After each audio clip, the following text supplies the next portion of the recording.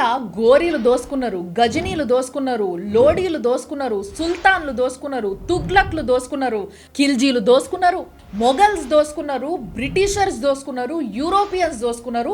గత 80 ఏళ్ల నుంచి మన దేశంలోనే దేవాలయాల సొమ్ము ఎవరో ఒకరు దోసుకుంటానే ఉన్నారు. కేరళలో ఉన్న శబరిమలై అయ్యప్ప స్వామి గుళ్ళ బంగారం మాయమవుతుంది, అనంత పద్మనాభ స్వామి గుళ్ళ బంగారం మాయమవుతుంది, తమిళనాడుకు వస్తే జగన్నాథ పెరుమాల స్వామి గుళ్ళ బంగారం మాయమవుతుంది. మేము 4 రోజుల క్రితము శబరిమలై అయ్యప్ప స్వామి గుళ్ళ ద్వారపాలకుల బంగారము హైకోర్టు ఆర్డర్ ఉండంగా కూడా ఎవ్వరికి తెలియకుండా బంగారం చెన్నైకి పట్టుకపోయి కరిగిచ్చిండ్రు అని వార్తేస్తే కొంతమంది కింద కమెంట్లలో పెట్టిండ్రు, అరే ఇది మెయిన్ స్ట్రీమ్ మీడియాలో ఎక్కడ రాలేదు కాబట్టి ఇది ఫేక్ వార్త. ఎవరన్నా ఏదన్నా వార్త ఫస్ట్ వేస్తున్నారు అని అంటే వీళ్ళు కరెక్ట్ చెప్తుర్రా తప్పు చెప్తుర్రా అని క్రాస్ చెక్ చేసుకోవడం తప్పు కాదు. కానీ మెయిన్ స్ట్రీమ్ మీడియాలో రాలేదు కాబట్టి ఇది ఫేక్ అనడం ఎంతవరకు కరెక్టో మీరే ఆలోచించుకోండి.